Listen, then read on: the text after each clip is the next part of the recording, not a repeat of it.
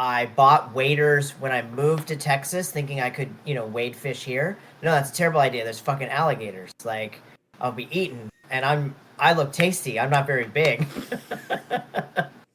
Man, you can't even shuffle 60 cards. There's no way you're fighting off an alligator. No. That's not a thing.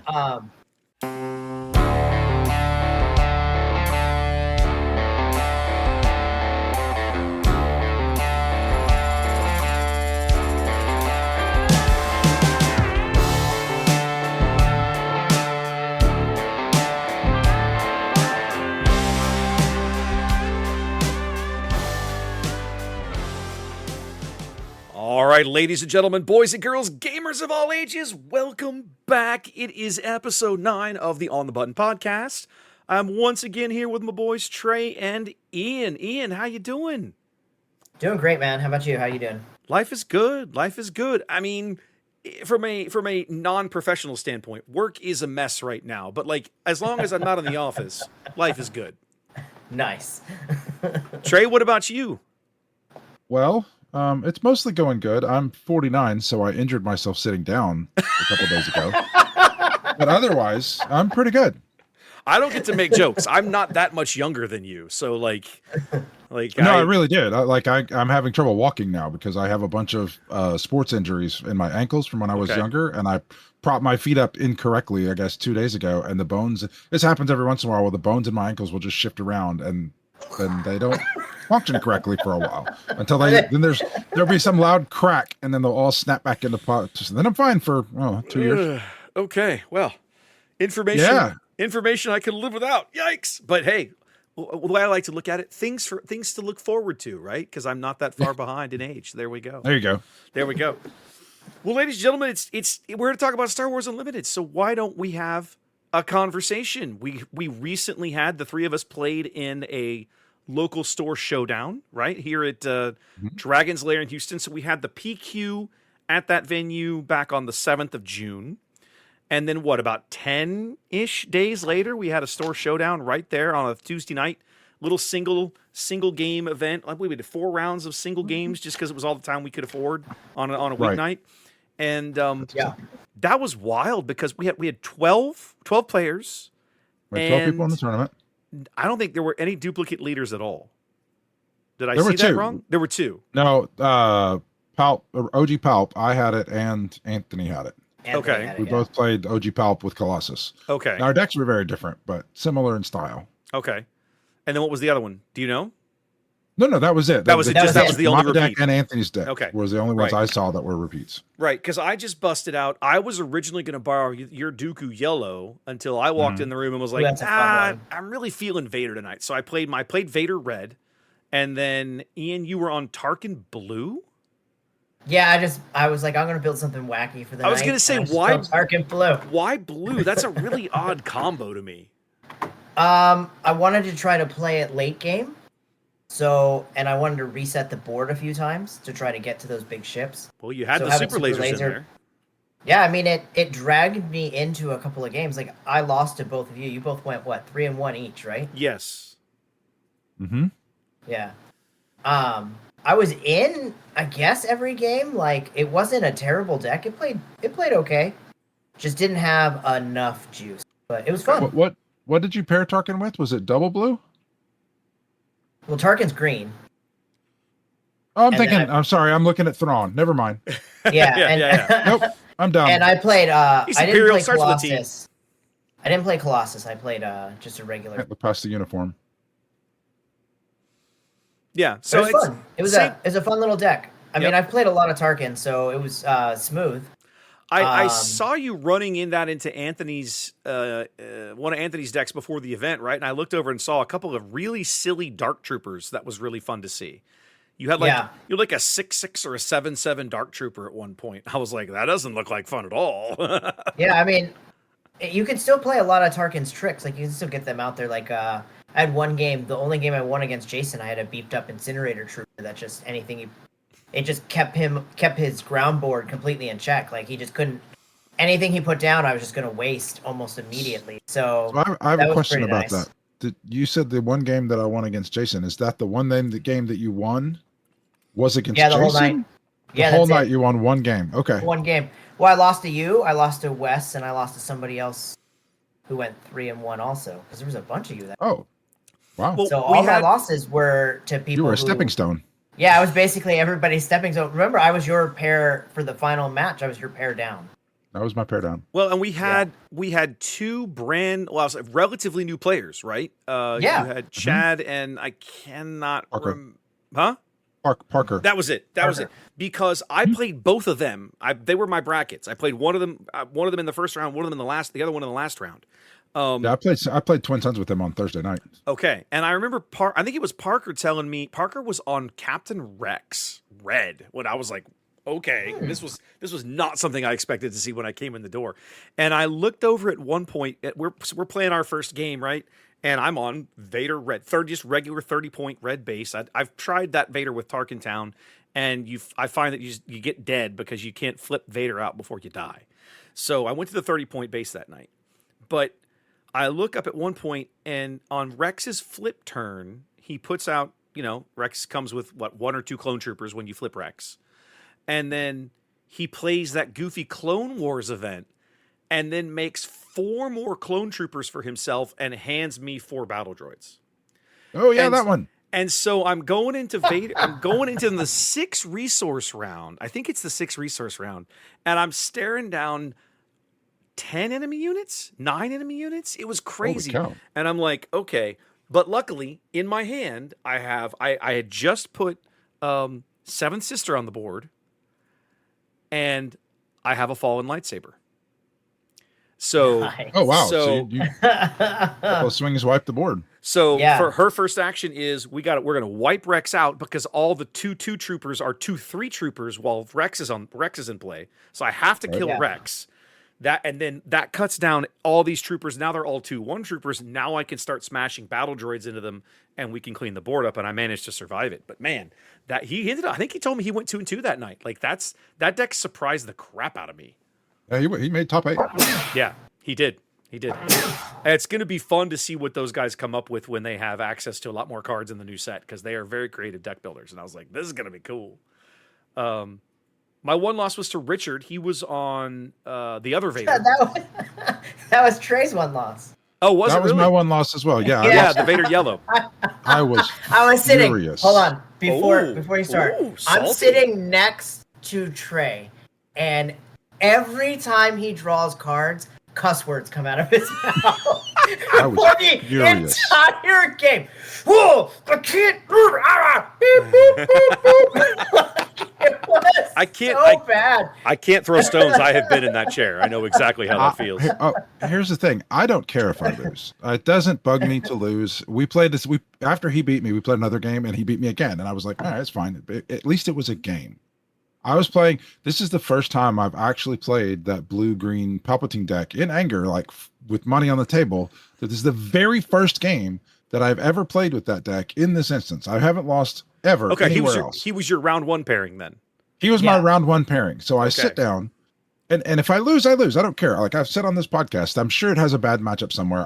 I'm not sure what it is, but I'm sure it has one. Turns out it's Vader. But it doesn't matter that it was Vader, because all I drew, my opening hand was like I had a turn 2 play and a turn 3, or 2 resource play and a 3 resource play, and everything else was big stuff. And I'm like, okay, well, I drew all my big stuff. I will just draw better stuff later. So I put 2 angry triangles down as resources, and I played a 2. And from then on, every draw was Vader or Maul or Avenger. I drew nothing that cost less than 6 for the rest of the game. And I never made it to 6. So I just drew cards and didn't play anything. Well, that makes sense. And so that's why I was so furious about is this. And if it was like the last round of the tournament, I would have been annoyed, but I wouldn't have been as furious. But it was the first game that I've ever actually sat down with this deck where it mattered, where it was like, I think I have a really good deck. I'm going to sit down, I'm going to play it. And I think it's the worst draw possible, because if I had gotten all big ships, I would have just mulliganed and done something differently. Right. But I kept because I had a 2 and a 3, and then it was just everything else was 6. Draw 2 cards, you get a 6 and a 7. Draw 2 cards, you get an 8 and a 10. It just over, and he just builds this army. Sitting next to you is great. Sitting next to you is great. Your deck lulls you into a false sense of security by giving you that 2 and 3 drop, and after that, it was like, I'm going to make sure you die. Yeah, and I crushed everyone else. Everyone else just got obliterated by this deck. It was just that first round. Whoa. You had to mill me out to beat me, my man. We played literally till I had no cards left. I was toying with you. Whoa. Oh, yeah. I was beating you with style. Well, now. Them's fighting words. No, you killed everything I put out, but I was never in danger of losing that game. I had vigilances to mill you out. Like we fought to a draw of stuff on the board. Yeah, we fought to a draw of stuff on the board, but okay, you just killed all my stuff, and then I was just gonna run you out of cards. That's exactly what you did. And that's what I did. But yeah, that JTL Vader yellow that Richard was on was my one loss, and it was a close game. I think I got him to 26 the turn he killed me. So I know he was surprised too. He looked up and was like, "Oh, I'm actually he was shocked. He was like, I'm actually close to dying." I was like, "Yeah, if I had with a little better different line or a little better draw, I might have been able to pull this off." It was clearly not a great matchup for me, but it wasn't an unwinnable matchup if I had maybe played a little better or differently. I'd actually love to try that matchup again with that deck because I think it's one that I might be able to pull off. That's pretty cool. Yeah. So in the end, Rich, I got screwed out of top 4. I was the only one lost person, and I got 5th because Richard lost to the other Palpatine deck. Yes. So he lost to Anthony in the final round. There were 5 of us at 3 and 1, and you were the odd man out who didn't make top 4. Because I lost in the first round, so everybody that I played from there on out had a loss. So my tiebreakers were worse. Yep. But I mean, what I love about events, the showdown, it's small, it's local, it's for funsies. We're playing best of ones, right? Because it's a weeknight, and we don't want to be there till midnight. But I love it because it's very laid back, it's very easy, and it's very low stress, right? Everybody just comes and just grabs a deck. Let's just play. We're playing quote unquote for prizes, but nobody really is upset. Except Trey. I mean, there's stakes, so I'm going to play to win. Fair enough. It feels like exactly how I think that the games that's my favorite way to play these games. Yes. When there's stakes on the line, but it's not the super highest tension stakes. I want to. It's like sitting around and having a beer with your boys. So I used to play back when I played Magic. I had a group of friends that I would play with, and we would just we would go to a bar once a week, and we would bring a bunch of packs and we would draft, and there were stakes on the line because back then Magic cards were worth a lot of money. And so whatever we would do, whatever the team that won the most games in the draft, they would get to take all the rares. So there were stakes, but it was also just sitting around chatting with your guys and having a beer, and it was just that's the level of stakes that I put. Now I'm still going to play to win because all of those people I played with were Pro Tour players, and we had played it as hard as we could at those stakes, but you're also not so keyed up and the stress is not so high because the stakes are so high, which is what I feel like a lot of this is one of my favorite types of tournaments to play in. Yeah. I think it represented our store very well. I agree. And I love, and the single biggest thing we keep saying about the jump to light speed kind of meta, the field, is that it's basically wide open. Once Django got kicked in the nuts, there's almost nothing out there that is so dominant and oppressive that it is always on top, right? There's some decks that are perhaps better or more consistent than others, but that's not to say that there's other things that are totally viable, right? And I've really been enjoying that. Like I said, I've been playing Vader Red. For the first time, I've been trying Vader without ramp and green, and you know what? It's a hell of a lot of fun.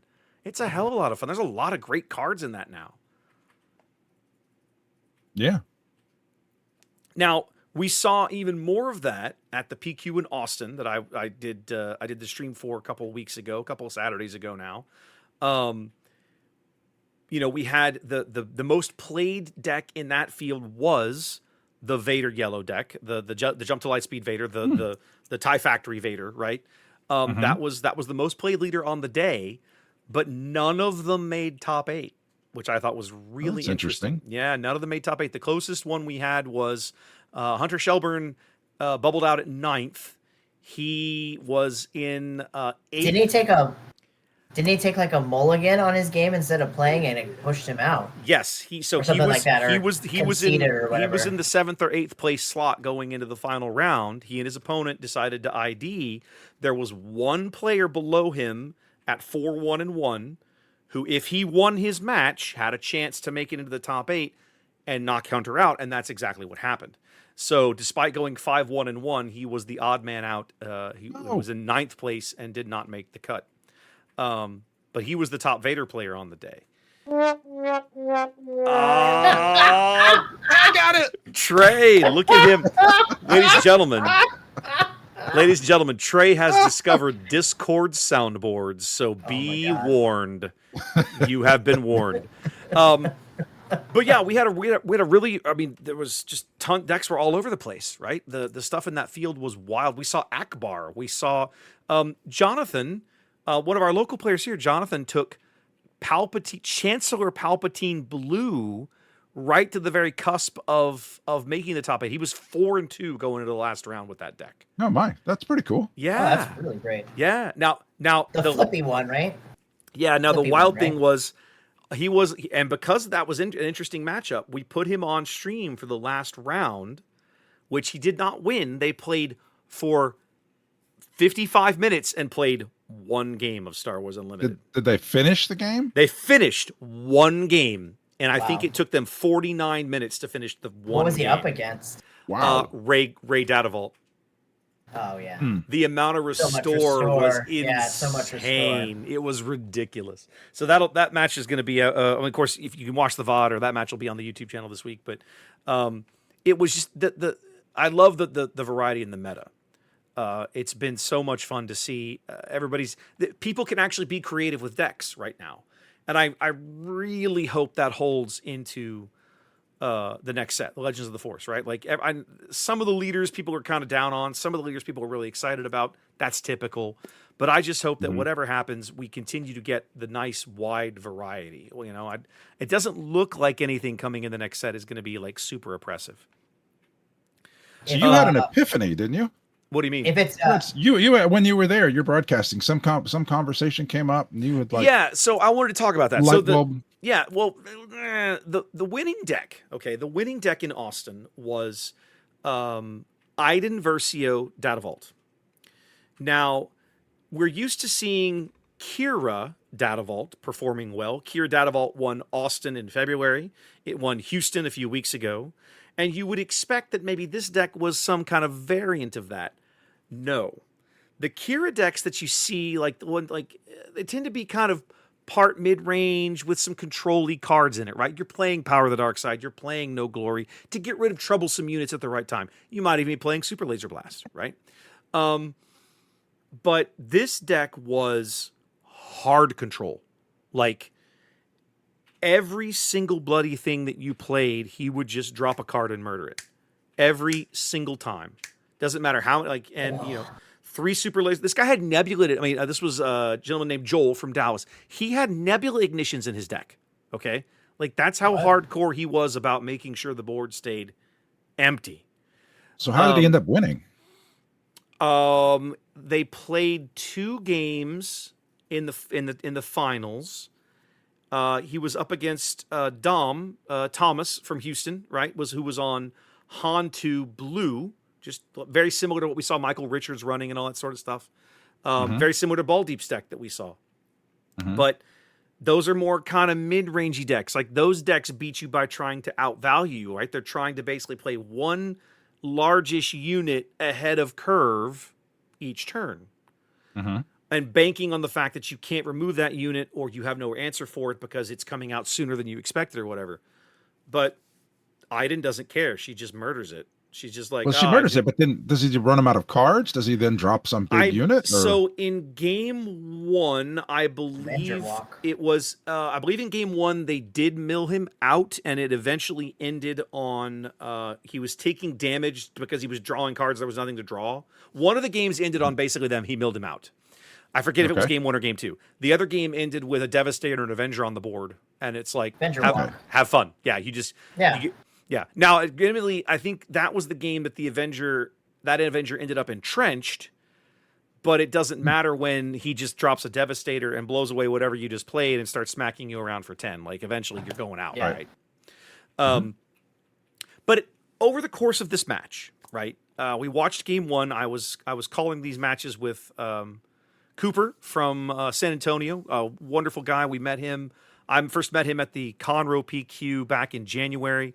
He was in Denver, but didn't finish the day. He wasn't feeling well, and he came and found me in Minneapolis and chatted me up and said, "Hey, look, if you ever need somebody to co-cast for one of these, give me a buzz." And I was like, "Okay." And when you two chumps turned me down for Austin, that's who I called. Sorry.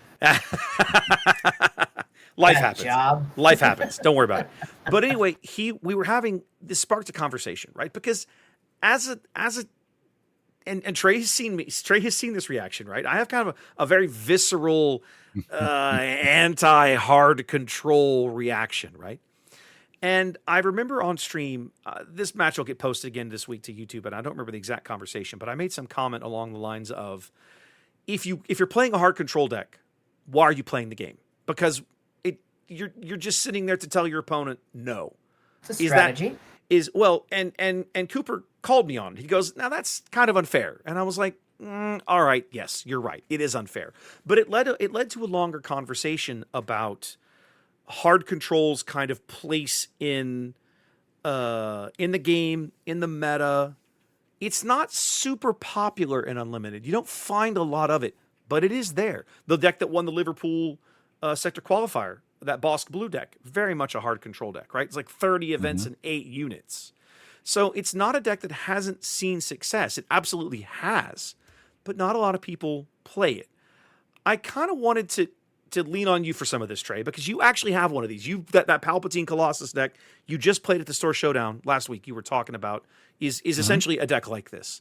Talk me through like the mentality of like when you sit down to play a deck, the headspace like that, a deck like that. Whether you're building it or you're playing it, what kind of headspace are you in, and what makes you reach for that over something else?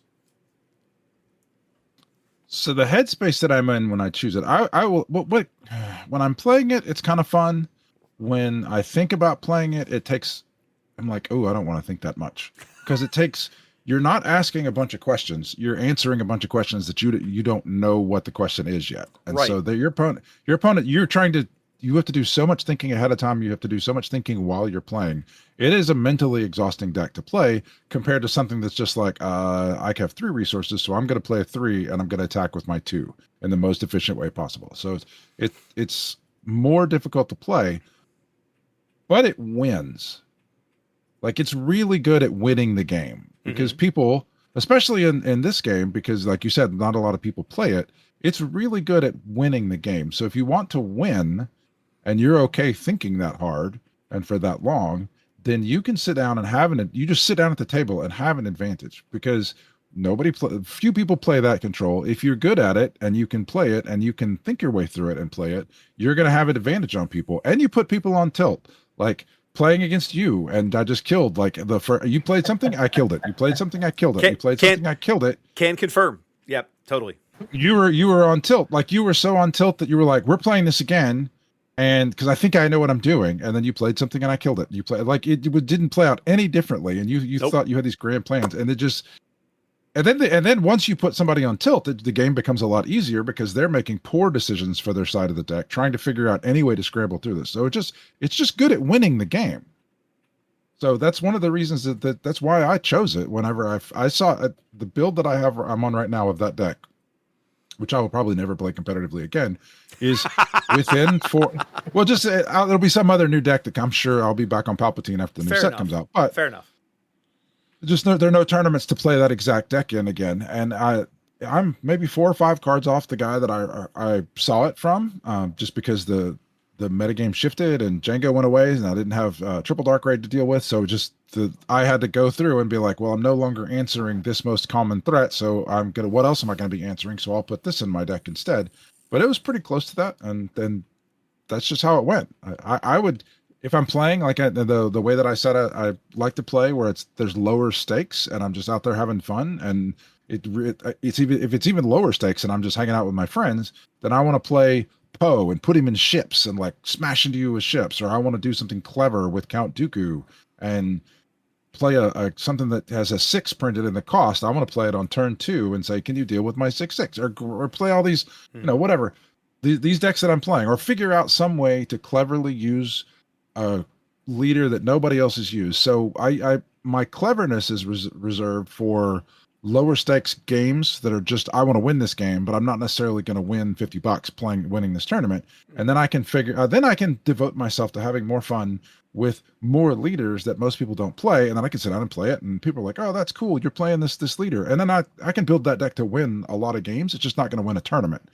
And so knowing that, I kind of like then have if I go to some place with stakes, I want to play something that I think is going to win, and control wins. Now you bring up two interesting points that I want to talk about. One is the mental challenge, right, of playing a deck like that over the course of a long day. You probably haven't seen the VOD, but if you decide to go watch it, right, at the end of the finals, Joel wins 2-0. Spoiler, right? Like the Iden deck wins. And as I turn the camera around, of course we can see the players at the table. I put him up full screen, so it's like, there's your winner. Congratulations, well played.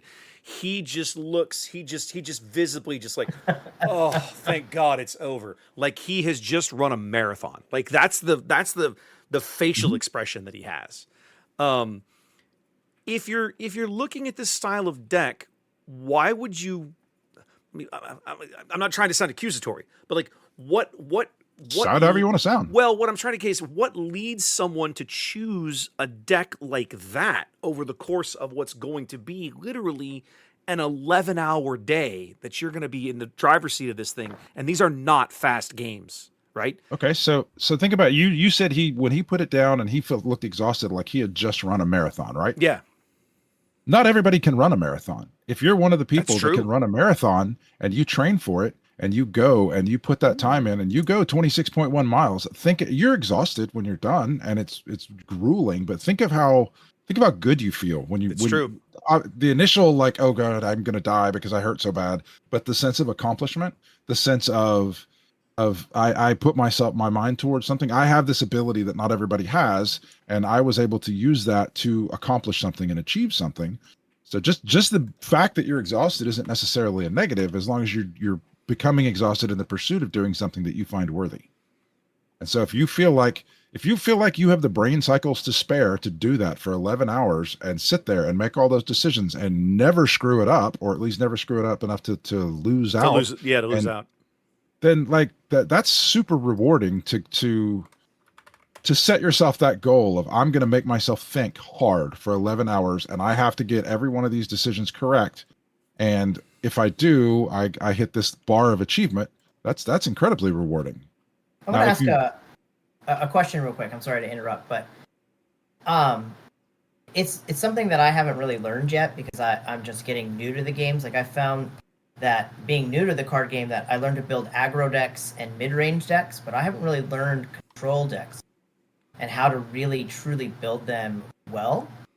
What advice would you give new players when they're trying to build a control deck? Like if they've decided they want to go control, what advice would you give? Because I want to take notes on that. So do I. It takes a lot of skill. Like the people that I've seen play control decks really well, like yourself, Trey, Anthony plays them pretty well, Richard plays them pretty well. These are people that have played games for a long period of time, right? I'm new, so control decks is clearly like, I played Yoda control and I played Tarkin control basically, and by game 7 of the PQ, Trey was standing over my shoulder and I made a million bad mistakes because my brain was just fried for like, how as a new player, like, do you really get ready for like to play that kind of control deck? So there's a lot of different facets of that to get to. There's the stamina of just being able to play it, and not everybody has the brain stamina to sit there and play that deck for everyone. And if that's not you, then you're not then that's fine. Like, you can still have fun and enjoy the game. This is hard to talk about without sounding arrogant, but everybody has a different mental capacity of what they can do. And as you grow up and learn yourself, I can do this. I can't do this. I have many degenerate player, have many redeeming qualities.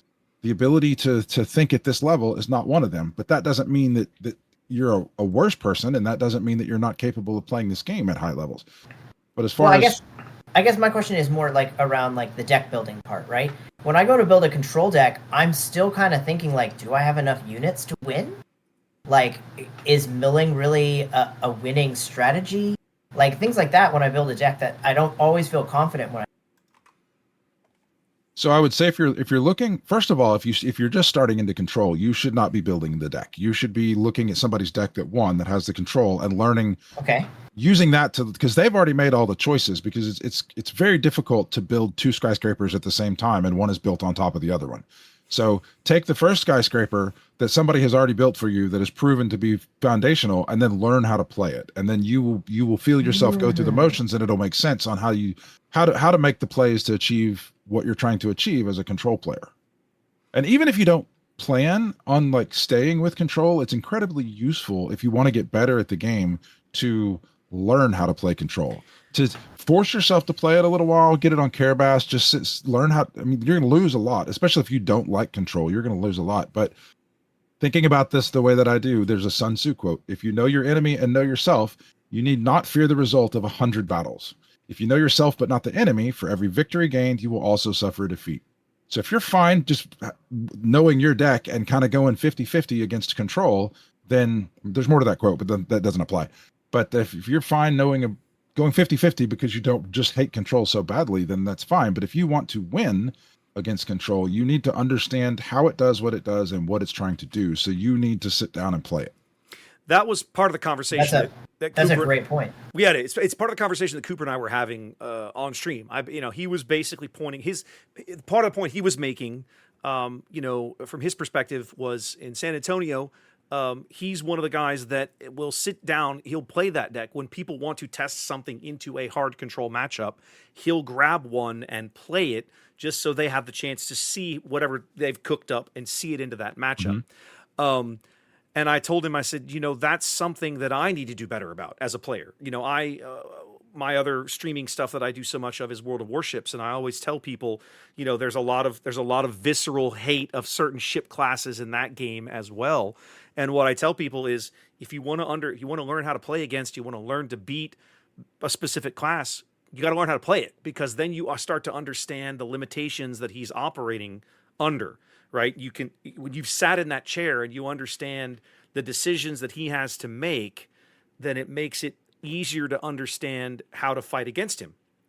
And I realized as a player, that's a failing that I have in Star Wars Unlimited of this hard control matchup. I've never built a deck like that. I've never played a deck like that, partly because it doesn't interest me so much, but partly because I have this, and we talked about this on stream as well, I have kind of this visceral loathing of the entire concept that goes back 30 years in my TCG experience. I just don't like the play style. And if I'm going to be better at this game, I'm going to have to try and figure it out and at least understand it enough to know how to play against that matchup when I run into it. So some of the other... You do a lot of second guessing. That's what I always do. When I play a hard control matchup, I'm always second guessing. Ooh, this is my best play, but is it just going to get annihilated? Or, you start thinking like those things, so you make some bad plays. Well, that's one of the things I was going to bring up, is when you're playing against control, like kind of learning how to play control and how to playing around control and just deal with control. It involves a lot of thinking, what is the worst thing that my opponent could do to me right now? And then just like, if you can deal with the worst thing they can do to you, or if like, say you're trying to play some great ship on turn one, and the worst thing that they could do to you, like for example, Richard's Vader deck, if he plays into control, which he played into me, the worst thing that I could do to him as the control player against him is he plays something on turn one, and then I claim and I go first and I power the dark side and instantly kill the thing that he played. Mm-hmm. And then he's so far at that point, the game is over. Like that's all it takes to beat that deck, is because he is so far behind. He's not attacking with a non-token ship, so he's not getting a second TIE fighter, and his board development is behind. And that one play is enough to kill him. So recognizing when you're in that situation on both sides, and Richard being, this actually helps you be a better aggro player as well, because recognizing that was in. So Richard's build of that deck was not the typical build. He put more 1-drops in. And every game that I played against him, he had 2 1-drops on the first turn so that I couldn't power the dark side him and kill him. So he was thinking about the worst possible thing that I could do to him, which is that one play, which wins the game immediately. I mean, the rest of the game has to play out, but he's so far behind, it's almost impossible to come back at that point. The Bothan Network build of that deck that was very prevalent, a lot of those guys in Minneapolis were on it, I think was either 15 or 18 1-drops. So the entire plan of that deck is to draw into the double 1-drop in round 1 to ensure that no matter what happens, almost assuredly, you're going to get your attack off on turn 2 and get your TIE Fighter token and start the TIE Factory going, right? So yeah. So just think about the worst possible thing that could happen to you, and build your deck around. If you're playing aggro, you build your deck and try to structure your plays around getting around that. And if you're playing control, and as you do that playing aggro, you will learn the things that you don't want to happen to you as an aggro player. So therefore, if you switch seats and go to the control place, you know exactly what to do now. You know that to play Power of the Dark Side, to kill if he doesn't have 2 1-drops, you can kill it. Right. I think you almost, as the control player, right, if you're like somebody like me, I'll just put myself in this chair. Like if I was to go out and build Joel's Iden deck from the Austin PQ and take it to a local, I would want to sit down across from, like, say, Mark, right? And hand him, I'd say, I want you to build the nastiest yellow Sabine pile you can. And that's what I want to play.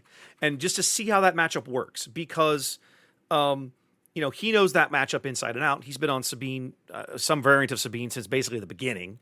And me coming into this knowing that is arguably my worst matchup, I want to see that from the control side of the table to understand what tools I have, what cards I have, what outs I have, how do I pull this off? And then maybe, like you say, maybe flip it around, find somebody to stand on the other side and see that matchup from the other side. But more importantly for me, what I'm realizing is as I build decks, I generally don't play them into a hard control matchup to find out how that matchup plays. We don't have, except maybe like you, Trey, and Ian, you mentioned Anthony as well. We don't have a lot of people that play this locally. It's not very prevalent. And I don't play it unless we're sitting down for a tournament. Exactly. So, I mean, I would if you guys wanted to, but nobody wants to. Sometimes I'll ask to test a deck against it, but normally I get frustrated halfway through, and I'm like, fine, whatever. And that's and that's where I need to do better about that. I need to make more time to test that matchup. There's a level of patience involved in a control deck that you don't have to do in an aggro deck. In an aggro deck, you're trying to go as fast as possible, play all your cards, kick people, smash, and you have to train yourself to be comfortable sitting back and saying, I'm going to win this game when I have 15 resources out, and I'm okay with that, and I'm going to go slower. One of the things that I loved about watching Joel's play in the finals in Austin, you talk about having the answer to the question. And I think this was on display at a level that I had not previously seen in this kind of deck, Trey, because what would happen is, the control cards now that are available, you have generic stuff like Takedown, Power of the Dark Side. But then you have cards like No Glory Only Results, which is a little pricier, but targets very specific units that otherwise avoid some of these other removal cards like Chewbacca, right? Lurking TIE Fighter. Yes, Lurking TIE or Chewbacca, for example, are ways that, those, No Glory gets kind of around the restriction and is like, well, I'm going to take it and then murder it. Watching Joel navigate these matchups was really interesting because once he built his hand size up, because that's the thing, he's usually only playing one card a round, maybe two in a weird round. He would simply play the correct card for the moment. You almost never saw Power of the Dark Side early. You saw it late. I'll give you an example. In one of those games in the finals against Han 2 Blue, What's Han's big bomb drop he's looking for at the top end? Crate Dragon.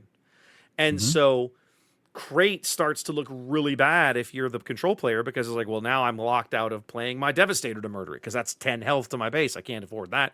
I need to play a cheap removal card to get rid of this thing. That's where you saw the power of the dark side. Gee, I'll take 3 damage to my base to murder your Crate Dragon. Yeah, I think that's a fair trade. I'm happy to do that. And so he was making a deliberate effort to choose the correct answer to the question being presented at the right time in the match, the right time in the game. And at the beginning of the game, when you have multiple answers in your hand, he's making what is the best thing to choose for right now. Exactly. Leaving myself with answers for what you're going to do next turn, and the turn after that, and the turn after that. Exactly. So I have 3 cards that will kill your turn 1 play. Do I want to use Takedown because I think you're going to play things that are bigger later, or do I want to use Power of the Dark Side because I think I can use Takedown on the next thing? Like, do I use Fell the Dragon, or do I use one of the other ones that can kill a leader unit? Like, well, and I have a suspicion, and you would know better than I, but I have a suspicion that it is possible to lose a control matchup like this by misplaying those cards, right? Oh yeah. By using the wrong card in the wrong situation, and then 2 turns later or the next turn, you're like, oh crap, I should have used this one instead of the one I did, because the one I did is the one I really need now, and oh crap. Yeah, I've done that plenty of times. Right. It's usually an evaluation though. That's never a 100% play. You're playing the percentages of, I'm going to play this one card and play Fell the Dragon because I think the main threat is going to come from his leader unit in a minute. And so I'm going to play something I'm going to hold on to something that can kill his leader unit. But then he plays something that dodges whatever that dodges the second removal. But, it's just kind of a misevaluation, or I was just playing, 70%, and you don't run the numbers necessarily in your head, but I think it's much more likely that I'm going to need to kill this leader unit versus the next unit that he drops. And the guy plays something that you couldn't kill with what you left over. Well, it was fascinating to watch some of these matches. I learned a lot just watching them, and the conversation that I had during the live stream taught me even more. I definitely feel like I need to do better about, like just like Ian was saying, like build the stinking thing and put some games into it. Not the kind of thing like I'm going to just sit down with it at a random, random night on a weeknight. Like, I'm, deliberately tell people, look, I'm here to play this deck. If you have something you want to play into this, let's do the matchup, right? But make it clear that, like, yes, this is probably not going to be necessarily enjoyable, but I need to develop this skill for myself. And not everybody has to do this. It's only if you want to get good at higher level competition. If you just want to sit down and play and jam games and attack, you can just keep getting frustrated and be okay with losing to it sometimes. But if you want to play at higher levels and become better and better at the game, then it needs to be a tool that you at least have access to in your toolbox of how to play the card game.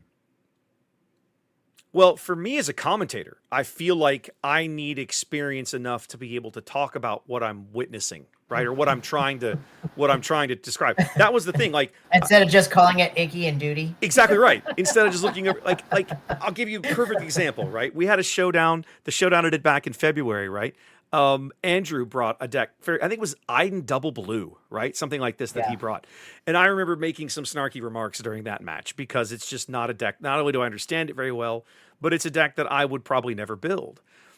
But that doesn't make it invalid. And as a commentator, if I'm going to sit around and commentate matches, I need to at least have a working knowledge of what I'm looking at, how it functions, what kind of cards are going to be in it. Like the kinds of cards in it, you can pretty well make a fairly easy call, but it's like you still need to be able to understand, put yourself in that seat and look through that guy's eyes and kind of understand his thought processes. Like what is he trying to draw? What is he waiting on? What's his next play? So yeah, I think we should come back to this topic again after the new set drops and we've had some time to absorb it and maybe see how once Ian and I have had a chance to put some games. Yeah. Once Ian and I have had a chance to put some games into this, because I think that'll be a good thought experiment. That'll be an interesting journey to relay to people that are listening to this, is what it's like as two people that don't play Control trying to get better at the game and learn how to play Control and at least understand it better. Agreed. I've at least tried a little more this set than I have in the past. You've at least tried it. I have never really tried it. Not really. Now, this episode's going to come out about a week before Legends of the Force pre-releases start hitting, which means the next time we record after this, we will have played Legends of the Force pre-releases. So let's talk for a minute, guys. You're going to sit down and start opening your pre-release box. You've got 6 packs. Ian, what leaders are you looking for? What leaders do you either want to build or think are really going to be good in this closed environment that we're about to enter with pre-releases and sealed? I'm hoping I can put a good Ahsoka deck together. To be able to play Sentinel with a unit is always pretty amazing. Okay. It'd be interesting to see how good the keyword hidden plays. Because I think, what is 7th sister, 6th sister? 3rd sister. One of the sisters? 3rd sister, thank you. Her ability to play a card and give it hidden, I think could really be a factor. And then Maul looks cool too, to be able to ping 2 units. And I don't believe it has any restriction. Well, remember Maul and Qui-Gon. Oh no, Maul and Qui-Gon will be available in the pre-release because you're going to get them in the in the box. Yeah, the little box. They'll 100% be available. That's true. Regular sealed, dicey, but here for sure. Okay, go ahead. Yeah. I think those are the 3 that I'm looking at the most. That I think you can build pretty well around. So that's what I'm going to hope for. But it's pre-release, so I'm going to look for ambush cards. I'm going to look for removal because those seem to play the best. What are you guys looking at? What are you going to shred me with like you always do? I mean, pre-release is going to go the same way for me. It goes one of 2 ways. Either I lose every freaking game all night, but I have a great time, or I win all my games, but that's only happened once. So those are my pre-release experiences. So I'm looking over these leaders. You know what I don't see? I don't see Luke. I don't see fighter pilot Luke. There's nothing super aggressive out here. No, not really. So I feel like pre-releases are going to be a lot more grindy, and it's going to be a lot about incremental value. Can you 2-for-1 your opponent so that you have one extra card on the table, or giving an experience tokens to somebody, or giving a -1/-1 to force what would have been a trade to like not it's going to be your guy lives. So I feel that might be a little harder in this set because a lot of the units are pretty beefy on the health side. Yeah. It seems like a lot of them are offset where the power is lower than the health. Like there's 2 4-drops, there's 2 5-drops, there's multiple 3 5-drops. Like there's a lot of really good beefy early units that are going to be hard to 2-for-1. I think overall the games in a sealed and draft environment for Legends of the Force are going to be a little slower. Certainly slower than they were in Spark of Rebellion. Certainly slower than they were in Jump to Lightspeed. I just ran some quick math looking at leader curves, right? And as you would expect, most of these leaders are in the 5 to 6 resource range. You've got Avar on the extreme high Where end. they want it. Cal at 4. The majority of the leaders are 5s. A few less of 6, and there's only 2 7s, right? You've got Kylo and Rey are the only 7 drops in the whole set. And I'm pretty down on Rey, and Kylo in a sealed environment feels really wonky. Like the good news to him is that you can play every lightsaber you draw in that deck. Like because which is 2, 3, maybe. Oh, I mean, it depends. The lightsabers aren't just rares anymore.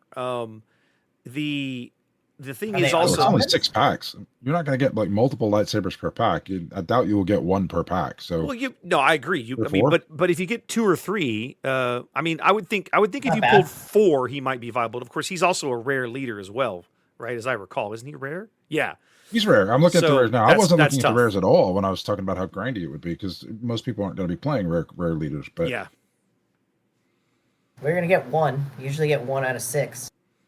You probably get at least 1. It's just a question of which one, right? Like, I don't know. Yeah. I don't know. I just hope it plays like Jump to Lightspeed pre-release and like Sealed played, even Draft played really, really fun in comparison to Twilight. I just hated Twilight everything, I guess. I may try to sneak some coordinate cards into this one. See if I can throw some clones out there with coordinate. I'd be careful. He might lynch you. He might just jump through the screen and just throttle you. Yeah, I don't know. I mean, it's gonna. I hope it plays. So let me look at this here for a minute. How do I do this? I want to be able to pull up. I know. So let's just. What are you looking for? I'm trying to pull up. All I want to do is pull up the common leaders, and I'm fixing to do that here in this. If you go to SwooDB and look at, I can tell you what the syntax is to search for that directly. I've already got them. I've already got them. Oh, so I just went to the regular website, right? So the eight common leaders, right? The leaders you are most likely to see in this environment: Talzin, Ahsoka, Snoke, Obi, Cal, Grand Inquisitor, Kit Fisto, and Third Sister. Of that list, I feel like Talzin, Snoke, and Obi are probably the most just generically well-rounded, decent leaders. Personally, yeah, those are the ones that those are exactly the three that I was thinking about here.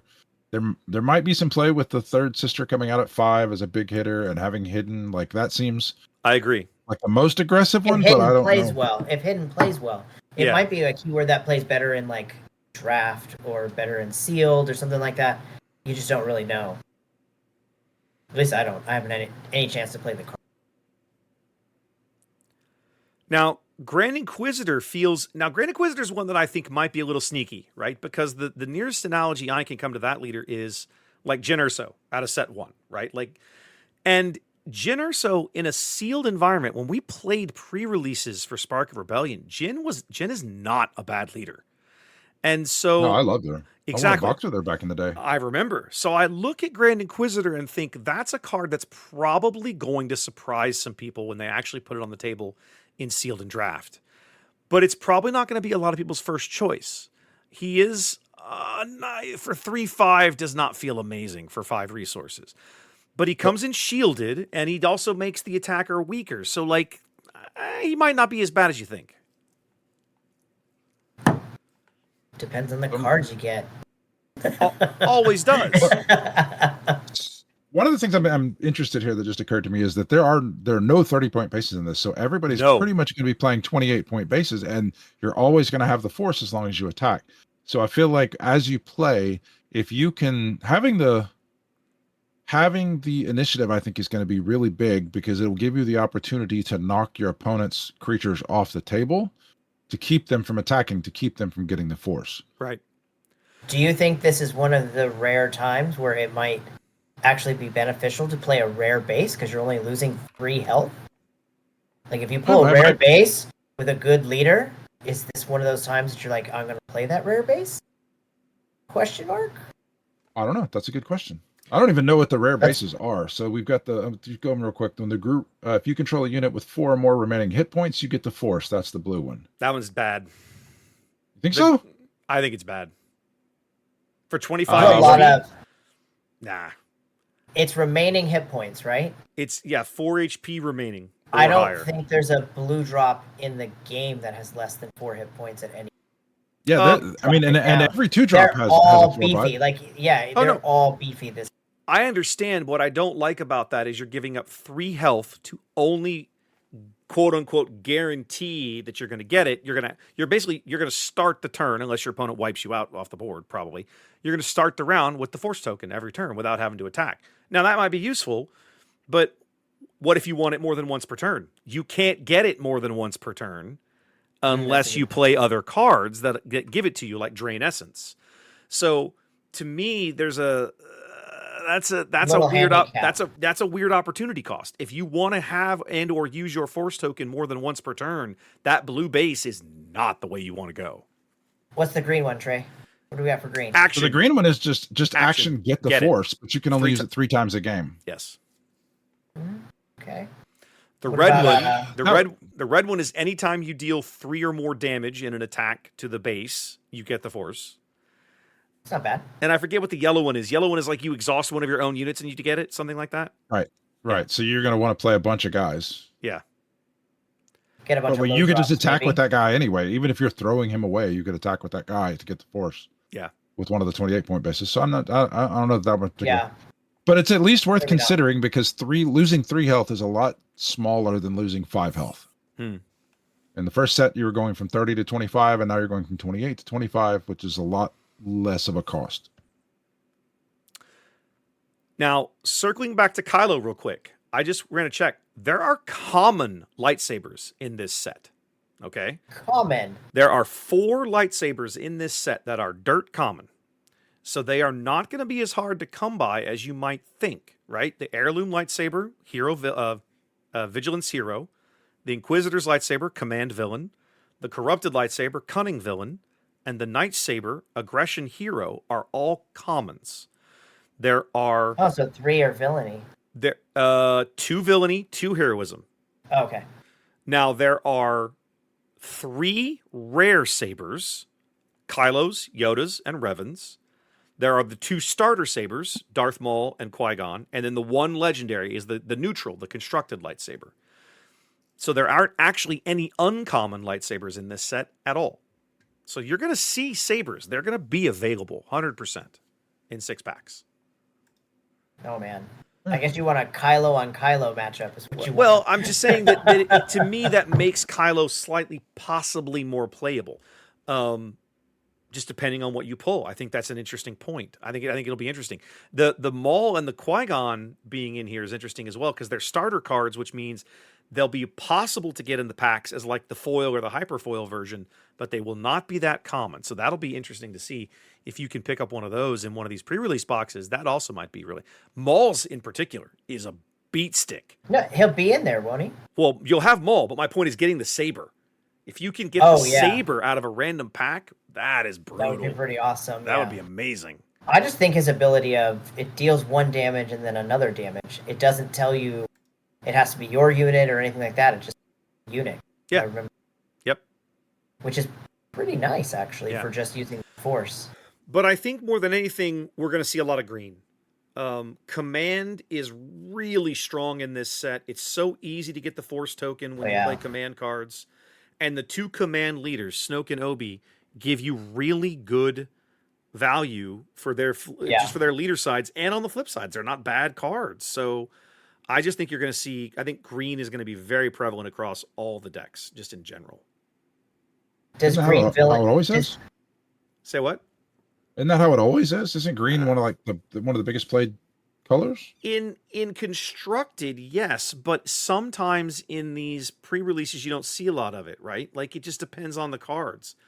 Go back and look at the green stuff. Like just look at Green Hero in this set, right? If you let's just say you pull an Obi, and you're looking for Green Hero. I mean, Gunji, Eth Koth, Obi himself, Kelleran Beck is only uncommon. Yoda's? Well, Yoda's a legendary. Like Yoda is legendary, so maybe. You'll pull probably 1 or 2 legend. You'll pull at least 1 legendary, maybe 2. It's possible. Based on the quantity. But it won't be that one though. It'll be something else. There's even just the generic green stuff, like Maz, the Temple Guards. What else am I looking at in here? The green events, right? Mnemon Strike is pretty solid. Burden of the Masters is a cheap way to get some experience. Overpower is one of my favorite commons in the set. I think that card's going to be amazing. I can't wait to play it. So green in this set is really strong. And I think in this closed environment, I know, but I think in this closed environment, because the green leaders are also probably among the most stable and just solid leaders you can pick, I think you're going to see it. The question is, what do you put with it? That's going to depend on what you draw, right? The packs tell the story. Yep. It's going to be fun. I can't wait. I love New Card Day. I love New Card Day. It's going to be good times. It's going to be good times. Now, it's going to be a busy week. It's going to be a very busy week trying to hit a bunch of different pre-releases at the same time that we're, 4th of July, and it's going to be a lot of to-in and fro-in. Yep. It reminds me of going to the Shadows of the Galaxy pre-release at your place last year, Trey, when you did the big... that was a lot of fun. 4th of July cookout for everybody. That was a ton of fun. Oh, hey, I did do that. Fun. Yeah, that was a ton of fun. That was super fun. Remember, I got us all beef hot dogs. That's right, you did. Oh, was that that was your doing? You did that. Well, he asked me to get them, and I was like, I don't eat pork. Pork is awesome. Oh, okay. Well, that makes sense, though. I just asked. He had burgers, too. It was great. I freaking loved that. Oh, yeah. It was... We had a ton of food, and everybody went home stuffed and with cards, and it was great. That was a great day. Yeah, it was a great time. Yeah, for sure. I wish we could do that again. I know, right? No, that's right. Yeah, you're not doing that again, are you? Trey? I don't think I'm going to do that again. I don't have time to do that again. I don't know whether I'm going to try to run a pre-release or not. We'll see if I can actually acquire the product to do so. Hopefully, by the time it rolls around next year, I'll be back to doing it. Nice. Cool. That'd be great. Well, Ian, what have you got non-SWU going on in your life, my bud? What I know work. Like, you talked about work, but like other than that, give me something else. I finally have some vacation coming up. I am going to Alaska this weekend. That's right. By the time this airs, you'll be in Alaska, right? I leave Thursday. So close to it. Yeah, pretty close. Close to it, yeah. Yeah. I'm going for a wedding, but as always, like a good husband, I have parlayed it into a fly fishing experience as well.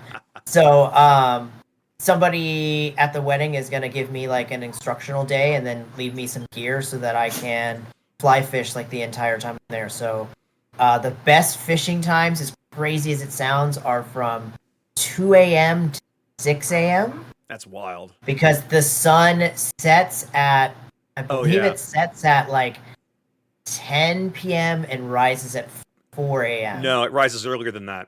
Trust me. I'm seeing sunrises around 4 a.m. right now. So okay. How far? Where are you going to be in Alaska?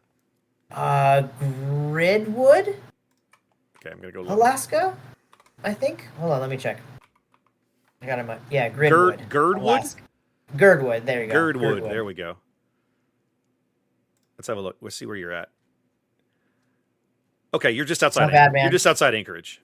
Yeah, the weather looks great too, like in the 50s. Like that sounds so great. To get out of this Houston humidity is gonna be fantastic. My only trip to Alaska, I went all the way to the North Slope, which I do not recommend because I was there in February. So do not do that.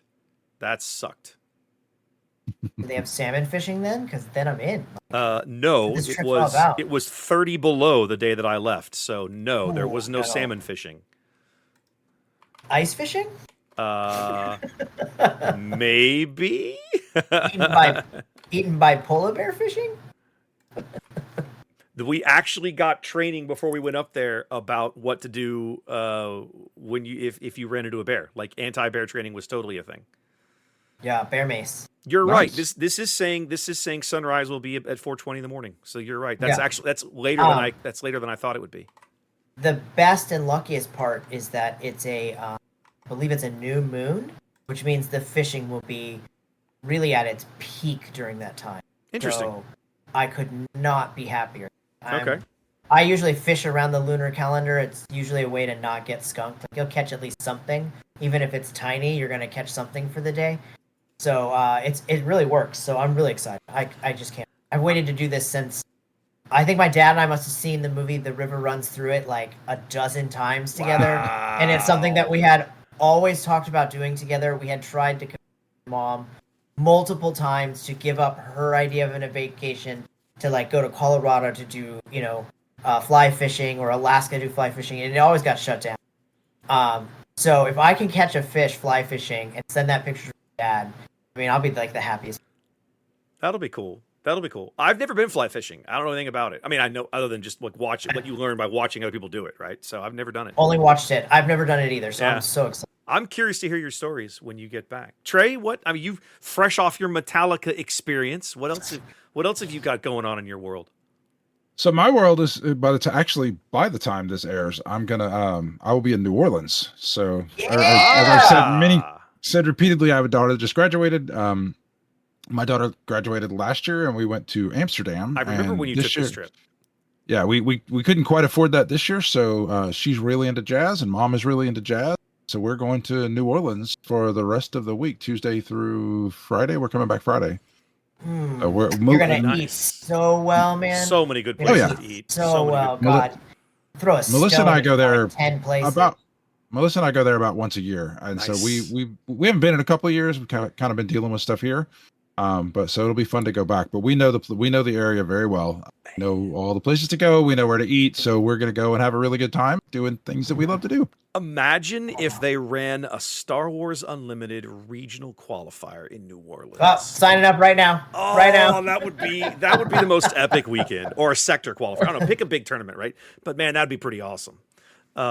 I'd be all over that. That'd be great. That's my birthplace. Like that's where I'm from. But I've Really? I'm technically New Orleans native, but I've only been back a handful of times. We moved away when I love was that city. 6 weeks old, I think. And Okay. So you don't have like a working memory of it as a I really don't. kid. You were born there. No, I was the hospital that I was born at, I think is still there, but like I have no memory of the place. So here's a funny story. My father-in-law and my mother-in-law are they like to go to Louisiana to gamble, and they're up in their 8 years. But my daughters both went over to visit with my mother-in-law today because hi, we love you, we're gonna see you. They were talking about this trip, and my father-in-law said, "Oh, you've got to go to this bar and have a good time and listen to jazz music called Your Father's Mustache," and that's the name of the bar. I'm curious. Love it. I already love it. We go out to dinner tonight with me and my wife and my 2 kids go out to dinner, just kind of planning the thing. And they were like, the girls were like, "Oh, we got to go to the Father's Mustache." And I'm like, I don't know if that's really a bar. I wonder if it's, I mean, your Poppy is in his 70s. I don't know. Is it still around? So I went and Googled it. My father-in-law recommended that we go to a bar that closed in 1975. Kids weren't even born. That's really funny. Apparently it was epic because the people on the internet remember it well. If you're old enough to have been. But yeah, that was pretty funny. The only bars when I've ever since I've moved to the South, my 2 favorite cities to visit are New Orleans and San Antonio. Those are just 2 really great cities to visit and have a great time at. So you're gonna have a great time. I'm looking forward to fly fishing, but I'm a little jealous I'm not going to New Orleans. You know, one of the reasons that I miss PAX South was because it gave me a reason to go to San Antonio every year. And I love going over there and just spending a weekend. The food is good. The Riverwalk is nice. Even like PAX South was in January. So the weather in January in San Antonio it's a mixed bag. Like it could be cold, it could be sunny, you don't know. Like it's January. But it was just a nice city, and it's so walkable. It's so easy to get around downtown. I love going over there. I miss PAX South. I wish they'd bring it back. Yeah, I'm kind of jealous. I would love to. I've only been to New Orleans a couple of times as an adult, and it's totally an experience. It's a lot of fun. It is a lot of fun. I don't have anything that exciting in my world, guys. I'm just trying to stay employed. We're doing, trying to think, July's filling up. They're doing a big, the guys in San Antonio are doing a cash tournament for Unlimited the weekend before Vegas. They're doing a 1K with a bunch of prizing, and they've invited me to come stream it. And I haven't gotten full clearance to go yet. I think we will get there, but we aren't there yet. Well, we've talked about it, and I think we've circled around it, but I think we're gonna get there. But they actually offered to pay me gas. I was like, wow, nice. Nice. I was like, guys, this is amazing. I was having this conversation with Gio, and I was like, he goes, of course. He goes, it's not SCG or SCG money. And I was like, do you seriously think I've ever gotten anything from SCG? Are you kidding me? You haven't even gotten a prize token yet. No, that's actually true. That's depressingly true. But that's coming, and I think that'll happen. And then I'm trying. What else was going on? Something was we're trying to get a BattleTech game in before Vegas. That'll probably happen on the 12th or the 5th, one of the two. I can't remember. Oh, I'm looking forward to that. Well, once I get back from New Orleans, I'm going to have a calendar free up, and I'm going to get to play some BattleTech. Yeah. I've got our BattleTech campaign. We're running a DCMS campaign, and that's coming. We're trying to get a date on the calendar in July. But mostly right now, I'm just super, super excited and looking ahead to Vegas. I can't wait for this trip. It's going to be so much fun to see everybody and just spend my days slamming out gonna pods. Get you drunk one night, Wes. We're gonna have a drunken night one night. That's not gonna happen. That's not gonna happen. Well, I mean, you don't have to get drunk. I'll be drunk. Oh, that's fine. I've never been drunk in my life. Like that's not a thing. I'll drink. Hello. I will be tipsy, but I have never been like fall down blackout drunk in my life. That is not ever gonna happen. That's just not. Gonna order my man some doubles. That's not gonna happen. But yeah, no, I'm looking forward to Vegas. That's gonna be good. We'll talk more about that next episode. Okay, guys, let's call it. Let's hang it up here and let everybody go enjoy their own pre-release experience at Legends of the Force. And we'll see you guys again soonish. See you later.